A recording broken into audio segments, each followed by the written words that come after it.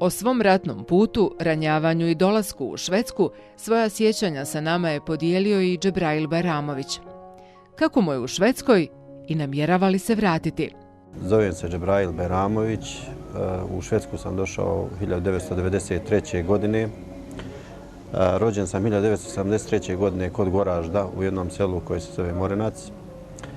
Nakon školovanja u Goraždi u Sarajevu sam zbog okolnosti koje su nastupile u tom periodu tražio dobrovoljno da idem u Jugoslovensku narodnu armiju i sa 17,5 godina sam otišao u Jugoslovensku narodnu armiju gdje me je zatekao rat.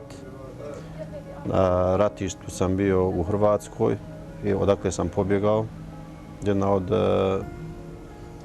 specifičnih mojih priča je način bježanja iz Hrvatske, znači iz Okučana, sa ratnog područja je bilo to.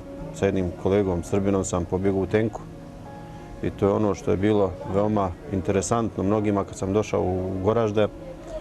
Normalno, kompletno naoružanje sam doneo sa sobom, tako da je to naoružanje korišteno i kasnije u ovo lahko naoružanje, mislim na Škorpion i ostalo u ratnim dejstvima koja su bila u Goraždu.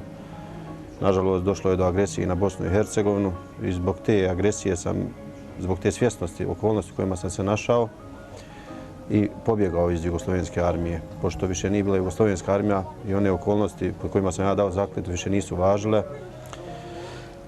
U Goraždu sam dočekao rat, radio sam na organizovanju, znači odbrane.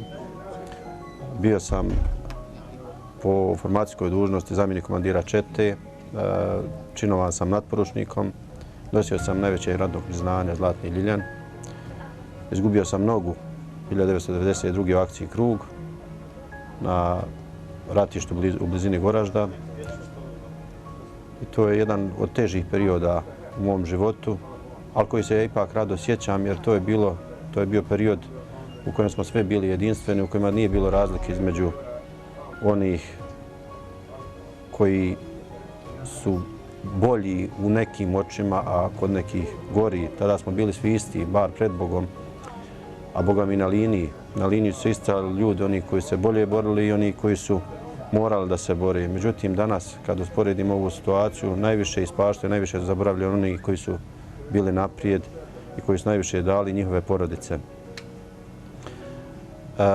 Ono što je interesantno za taj period, prilikom ranjavanja, znači nakon 12 dana sam prebačen preko Grepka među prvim ranjenicima iz Goražda. Tu je bilo specifično da je mene gangrena uhvatila nogu, znači do koljena, a nije bilo medicinskih uslova za saniranje u Goraždu. Doktor Šejović je pokušao da sanira, međutim nije uspjelo. Bila je teža povreda. I ono što je najteža, najbolnija bila tačka svega toga je bio Suhodol, gdje su mi naživo znači, sanirali nogu. Nisu odsjekli skroz, ali su sanirali znači, sve do kosti. I u Zenici su mi amputirali nogu, doktor Kemal ili Kemo Šabović je amputirao. Posle toga sam otišao u Tursku. Iz Turske, u Tursku sam bio 6 mjeseci gdje su nas fino dočekali. Turci su jedna posebna priča također. Narod koji našim očima možda izgleda da nas je nekad davno izdao, međutim 90. godina nas je itekako pomagao, pogotovo izbjeglice, pogotovo Gazije.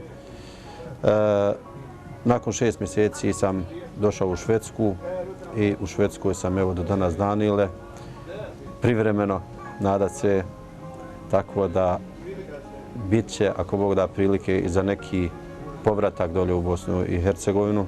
Mada sam često u Bosni i Hercegovini, nisam jednom godišnje već više i zbog posla i zbog privatnih obaveza, tako da nadam se da će doći period kad ću ostaviti ovo sve iza sebe ovdje, mada imam ženu, imam djecu ovdje, ali bi volio svi zajedno, znači da se vratimo dolje, da živimo zajedno sa našim narodom. Ipak Bosna je ono što je najbolje za nas, Bosance i Hercegovce koji se nalazimo u dijaspori.